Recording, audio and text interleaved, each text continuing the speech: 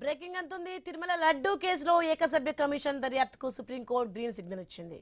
లడ్డూ వ్యవహారంలో దర్యాప్తును కమిషన్ ప్రభావితం చేస్తుందని అనుకోవడం లేదని సుప్రీం ధర్మాసనం వ్యాఖ్యానించింది.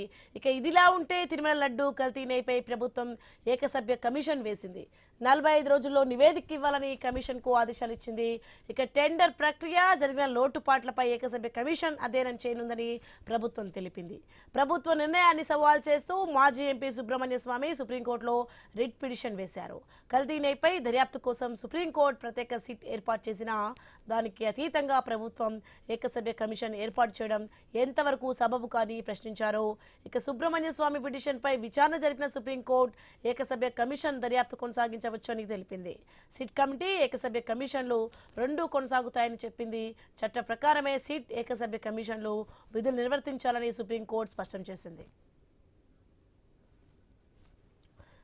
రైట్, ఇదే అంశానికి సంబంధించి మరింత సమాచారం మా ప్రతినిధి కాంతి ఫోన్ లైన్ అందిస్తారు. ఎస్ కాంతి, తిరుమల లడ్డూ కేసులో అయితే సుప్రీంకోర్టు కీలక తీర్పిచ్చినట్లుగా తెలుస్తుంది. దీనికి some డీటెయిల్స్ ఏంటి?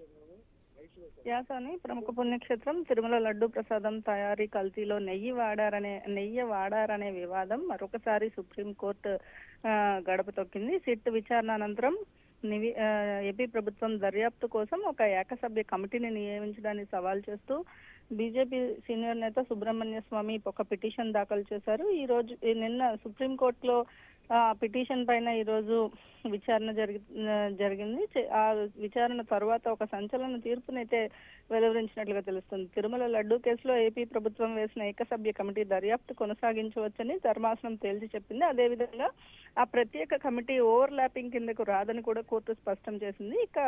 ఇప్పటికే సుప్రీంకోర్టు పర్యవేక్షణలో సిట్ దర్యాప్తు పూర్తి చేసి ఛార్జ్ షీట్ దాఖలు చేసిన తరుణంలో మళ్లీ రాష్ట్ర ప్రభుత్వం మరొక కమిటీని నియమించడం పైన కూడా సుబ్రహ్మణ్య స్వామి తీవ్ర అభ్యంతరం వ్యక్తం చేస్తూ పిటిషన్ దాఖలు చేశారు. ఈ పిటిషన్ కేంద్ర రాష్ట్ర ప్రభుత్వాలతో పాటు AP CM Chandrababu Naidu, SIT, CBI, టీటీడీలను ప్రతివాదులుగా చేర్చడం జరిగింది. సిబిఐ నేతృత్వంలో సిట్ సమర్పించిన ఛార్జ్ షీట్ లో తిరుమల లడ్డూ తయారీలో వాడిన నెయ్యి, జంతువు కొవ్వు లేదని కూడా పేర్కొనడం జరిగింది. ఈ నేపథ్యంలో సింథటిక్ నెయ్యి, పామాయిల్ వంటి పదార్థాలు తోటి భారీ ఎత్తున కల్తీ జరిగిందని కూడా వెల్లడించారు. ఈ నివేదిక పైన తదుపరి చర్యల కోసం ప్రభుత్వం ఏకసభ్య కమిటీని ఏర్పాటు చేయగా అది సుప్రీంకోర్టులో ఇచ్చినటువంటి ఆదేశాలకు సంబంధించి ఈ రోజు సుప్రీంకోర్టు అయితే ఏకసభ్య కమిటీని సపోర్ట్ చేస్తూ ఒక తీర్పునైతే ఇవ్వడం జరిగింది. ఈ నేపథ్యంలో ఒక సంచలన తీర్పుగా తీసుకోవచ్చు. Soni, right, thanks for the information Kanthi.